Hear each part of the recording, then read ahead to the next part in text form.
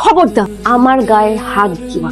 আমি তোমার স্বামী, আমি কেন তোমার গায়ে হাত দিব? কিন্তু আমার গায়ে স্পর্শ করার আগে 10 লাখ টাকা দে। এখন আমি তোমাকে কোত্থেকে দিব ভাই? কাবিনের 10 লাখ টাকা কোথা থেকে দিবে সেটা তোমার জানার দরকার নেই। মনে রাখিস, কাবিনের টাকা না দেওয়া পর্যন্ত আমি তোকে স্বামী হিসাবে কখনোই মেনে নিব। ভাই আমি তোমার স্বামী। তুই আমার কচুর স্বামী। আব্বা, আমি আজকে চাকরি ইন্টারভিউ দিতে যাইতেছি। সারা জীবনে ঝালমুড়ি বেচে আমার লেখাপড়া করাইছো। এই ঋণ আমি কেমনে শোধ করবো? আপনার জন্য দোয়া করো আব্বা, যেন চাকরিটা হয় আমার। বাবারে, আমি দোয়া করি আল্লাহ যাতে তোর মনের আশা পূরণ করে। তাড়াতাড়ি যা, না তো ইন্টারভিউ দেরি হয়ে যাবে। তো যাই। আচ্ছা আব্বা, বাহ, থ্যাঙ্কস গড আমার গাড়ির কিছু হয়নি। এই ছোট লোকের বাচ্চা, রাস্তার পাশে দাঁড়িয়ে কেউ এভাবে ঝালমুড়ি বিক্রি করে? আমার গাড়ির যদি কিছু হয়ে যেত, তোদের মতো ছোট লোকদের শরীরের রক্ত মাংস বিক্রি করে তো আমার একটা গাড়ির চাকার দাম হবে না। দাঁড়ান মেম সাহেব, আমাদের মতো গরিব ছোট লোকদের সারা শরীরের রক্ত বেচলে যেমন আপনার গাড়ির একটা চাকার দাম হবে না, তেমনি আমার বাবা যদি আজকে ঝালমুড়ি বিক্রি না করে তাহলে রাতে আমাদের পেটে খাবার জুটবে না। আপনি আপনার গাড়ি দিয়ে আমার বাবার ঝালমুড়ির দোকান উড়াই দিয়েছেন। এখন আপনি আমার বাবাকে জরিমানা দিয়ে তারপর এখান থেকে যাবেন। এর বাচ্চা, তোর এত বড় সাহস, তুই আমার কাছে জরিমানা চাস? তুই জানিস আমি কে? আপনি যেই হন না কেন তাতে আমার কিচ্ছু যায় আসে না। আপনি আমার বাবার ঝালমুড়ির দোকান ভেঙে দিয়েছেন, জরিমানা বাবদ আপনাকে 5000 টাকা দিতে হবে। ঝালমুড়ির দোকান ভেঙেছি, বেশ করেছি। একটা কথা বললে একদম গুলি করে মারবো। তোমার বলারে তুমি ক্ষমা করে দাও। সর সামনে থেকে। তোর এত বড় সাহস, তুই আমার বাবার গায়ে হাত তুললি? শুধু মেয়ে মানুষ দেখে আজকে তোরে ছেড়ে দিলাম। তাহলে যে হাত দিয়ে আমার বাবার গায়ে হাত তুলছিস, এই হাত আজকে আমি ভাইয়া ফেলতাম। তোকে আমি আবার বলতেছি, আমার বাবার দোকান ভাঙছোস, সেই জন্য তুই এক্ষণ এইখানে দাঁড়ায় জরিমানা দিয়ে যাবি, তাহলে কিন্তু খুব খারাপ হবে। এত বড় সাহস, তুই আমার গায়ে হাত তুলছিস? কে আমি জরিমানা, তোকে আমি খুন করবো। Just wait. আর দেখ, এইসব থ্রেট টেট দেয়া কোনো লাভ নাই। জন্ম যেহেতু হয়েছে, মরতে আমাদের সবারই হবে। আর আমরা গরিবরা মৃত্যুরে ভয় করি না, ঠিক আছে? জরিমানা দেয়া লাগবে না, যা, দিলাম না তোর জরিমানা। আরে কি ব্যাপার, আমার ফোন আমার হাত থেকে কেড়ে নিলি কেন? কে ফেলবো মোবাইল, সেই জন্য। মানে খুব সিম্পল, তুই যেমনি আমার বাবার দোকান ভাঙছো, তোর ফোনটা আমি এখন এইভাবে আছাড় মেরে গুঁড়ো গুঁড়ো করে ভেঙে ফেলবো।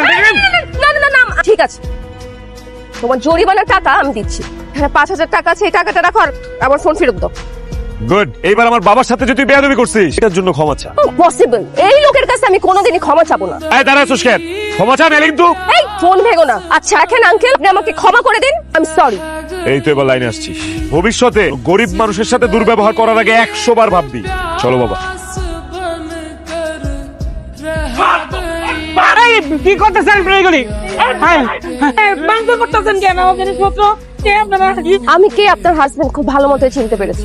চিনতে পেরেছেন আমাকে? মামা চিনতে পারছি, তুমি কালকের ওই মেয়েটা না উপস্থিত এসে এরকম ভাঙচুর করতেছো কে লেগে? কারণ আপনার ছেলে আমাকে অপমান করেছে, রাস্তায় সবার সামনে আমার গায়ে হাত তুলেছে। তারা কি ভেবেছে আমি আপনাদের এমনি এমনি ছেড়ে দিব?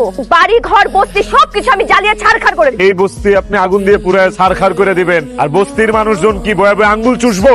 যতগুলা চুল আছে না, একটা নিয়ে আমার বাড়ি ফিরা হইব না, কিন্তু সব চুল এনে ছিঁড়ে রাইখা দিব। চুপ! আর একটা কথা বললেন জিপ টেনে ছিঁড়ে ফেলবো। দাঁড়া আছিস কেন? নিয়ে চল। আমার বলা ভুল করছে স্যার, আপনার মেরে চিনতে পারে না, এবারের মতো ক্ষমা করে দেন স্যার। বড় সাহস, আমার মেয়ের গায়ে হাত তুলছে। জানিস তুই আমার মেয়ের গায়ে হাত তোলার পর মান সম্মান যা ছিল সব ধুলায় মিশে গেছে। সবাই ভাবছে আমি দুর্বল হয়ে গেছে। আমার মেয়ে ওর বাবার ঝালমুড়ি দোকান ভেঙেছে, ক্ষতিপূরণও দিয়েছে। আমার যে ক্ষতি করেছিস সেই ক্ষতিপূরণ আজকে তোকে দিতে হবে। কি ক্ষতিপূরণ দিতে হবে আপনাকে? আমার মেয়েকে তোর বিয়ে করতে হবে। এইসব আপনি কি বলছেন?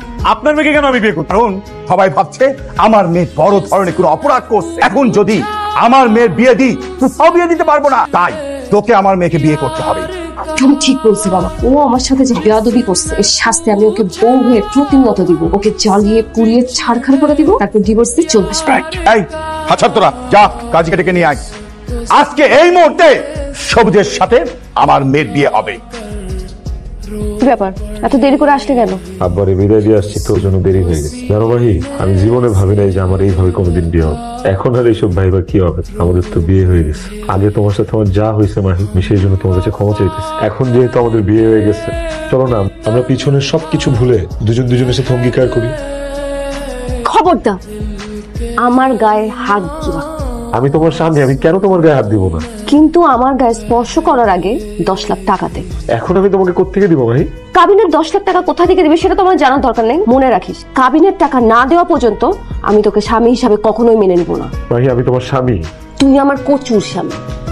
এই বিছানা থেকে নাম, নয়তো তোকে লাথি দিয়ে নিচে ফেলে দিব বলে দিচ্ছি। নাম বলতেছি ভাই। না? ভাই এই দাঁড়া বলছি, তোমার কত বড় সাহস! আমি যে টেবিলে বসে নাস্তা করি সেই টেবিলে তুমি কেন বসেছো? কালকে রাত থেকে কিছু খাই নাই তো, অনেক ক্ষুধা পাইছি, তাই নাস্তা খেতে বসছিলাম। এই নাস্তা কি তোমার বাবার কেনা টাকা নাস্তা যে তুমি খেতে বসেছো? এই নাস্তা আমার টাকায় কেনা, সুতরাং তুমি এই নাস্তা খেতে পারবে না। একদম ঠিক বলেছো ড্যাডি, তো বড় সাহস আমাদের বাসায় তোমার পাশে বসে আবার নাস্তা খেতে আসছে। এই তুই বাইরে তো টাকা দিয়ে নাস্তা কিনে খাতো, যা। মাই, নাস্তার মধ্যে হাত দিবি না। ও মা ড্যাডি, আমি কি করলাম? আমি কেন নাস্তায় হাত দিব না? কারণ আমার বাড়ির নাস্তা এখন থেকে তুইও খেতে পারবি না। কি বলছো ড্যাডি?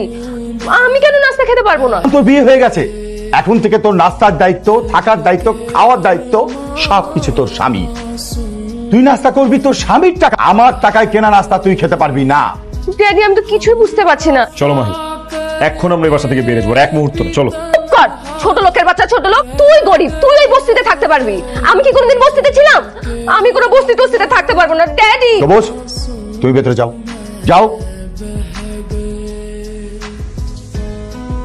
শোন মা, শুধু সবুজ না, আমি চাই তার বাবা মাকে অত্যাচার করতে করতে তার জীবনটা তুই অতিষ্ঠ করে তোল, কিন্তু এই বাড়িতে থাকলে তো তুই সেটা করতে পারবি না। তাই স্বামীর সাথে তুই স্বামীর বাড়িতে চলে যা। ঠিক আছে ড্যাডি, তাহলে আমি সবুজের সাথে। ও আমার স্ত্রী। তুই আমার একমাত্র পোলা, বিয়ে করছিস, এটা তো খুশির খবর। বৌমা, আমরা গরিব মানুষ, তেমন কোনো আয়োজন করতে পারিনি, সামান্য একটু মিষ্টি আনছি, না মিষ্টির মুখ করো। চুপ সরেন আমার সামনে থেকে। মাহি, তোমার কত বড় সাহস, তুমি আমার মার হাত থেকে মিষ্টির বাটি ফালা দিছো? কারণ আমি মিষ্টি খাই না। আর তোমার মার কত বড় সাহস আমার সামনে মিষ্টি নিয়ে আসে? এইসব মিষ্টি গরিব ছোট লোকদের খাবার, আমি বড় লোকের মেয়ে, আমি ডায়েট করি, এইসব মিষ্টি জাতীয় ফালতু জিনিস আমি খাই। আমি এই বাড়িতে যতদিন থাকবো আমার খাওয়া দাওয়া কোনো কিছুই যেন কোনো রকম কমতি না হয়। আমাকে সময় মতো খাবার দিবেন। বৌমা, তুমি কি ব্যস্ত আছো? তুমি না কইছো তোমার খাওয়া দাওয়া সবকিছু খেয়াল রাখতে, সকাল থেকে কিচ্ছু খাও নাই, এর লেগে তোমার লাগে আমি নাস্তা বানাই লিয়েছি। তা দেখি কি নাস্তা নিয়ে আসছেন? আমার পোলাটা পিঠা খুব পছন্দ করে, আমি নিজেতে বানাইছি, খাও। আপনাকে তো আমি এর আগে 100 বার বলেছি, কথা কি কান দিয়ে ঢোকে না? আপনি না আসলে মানুষ না, আপনি একটা রাক্ষসী, আপনি একটা ডাইনি। আমার মা রাক্ষসী না, খুশি যদি কেউ হয়ে থাকে সেটা হইলো তুমি। তোমার মতো এরকম অসভ্য আর বেয়াদব মেয়ে আমি জীবনেও দেখিনি। তুমি একটা খাবারের অবমূল্যায়ন করলো, এমন একদিন আইবো যেদিন খাবার চাইবা, খাওন পাইবা না। যা, আমি বড় লোকের মেয়ে, আমার বাসায় খাবার দাবারের কোনো অভাব নাই। তবে আমি করে দিতেছি, আর কোনোদিন তুমি যদি আমার সামনে আমার মা বাবার সাথে খারাপ আচরণ করো, তাহলে কিন্তু অনেক বড় একটা অঘটন ঘটায় ফেলাম। তোকে আর অঘটন ঘটাতে হবে না। আর তোর এই ভাঙা ঘরে এই বস্তিতে থাকার সাথে আমারও মিটে গেছে। তোর উপর আমার প্রতিশোধ নেওয়া শেষ, তোকে শাস্তি দেওয়া শেষ, তাই আমার তোর সাথে সংসার করাও শেষ। আমি এখনই আমার ড্যাডির বাসায় চলে যাচ্ছি, খুব তাড়াতাড়ি তোকে আমি ডিভোর্স লেটার পাঠিয়ে দেবো। আশ্চর্য তো, কি ব্যাপার? আপনারা কারা? হ্যাঁ, আপনারা আমার বাবাকে বাড়ি থেকে বের করে দিচ্ছেন কেন? আপনার বাবা কয়েক মাস আগে আমাদের কোম্পানি থেকে 10 কোটি টাকা লোন নিয়ে একটা বিজনেস শুরু করেছিলেন। এখন যেহেতু আপনার বাবা এই টাকা শোধ করতে পারছেন না, তাই আমাদের কোম্পানি আপনার বাবাকে বাড়ি থেকে বের করে বাড়িটা দখল নিচ্ছে। বাবা, ওনারা যা বলে গেল এগুলো কি সত্যি? হ্যাঁ রে মা, ওরা যা বলে গেল সব সত্যি। আমার পার্টনার আমার সাথে বেইমানি করেছে, আমার সব টাকা পয়সা মেরে নিয়ে গিয়ে পালিয়ে গেছে। আমি এত রাস্তার ফকির হয়ে গেছি, আমার গাড়ি বাড়ি টাকা পয়সা কিচ্ছু নাই। ড্যাডি, এখন আমরা থাকবো কোথায়, যাবো কোথায়? এখন এই মুখ নিয়ে আমি আমার আত্মীয় স্বজনের বাড়িতেও যেতে পারবো না রে মা। বাবা, হ্যাঁ? শরীরটাকে খুব খারাপ লাগতেছে। আরে মা, কয়দিন ধরে রাস্তায় রাস্তায় ঘুরতেছি, খাইতে পারি না, শরীরটা খারাপ লাগবোই রে মা। তুই কাঁদতেছিস কেন?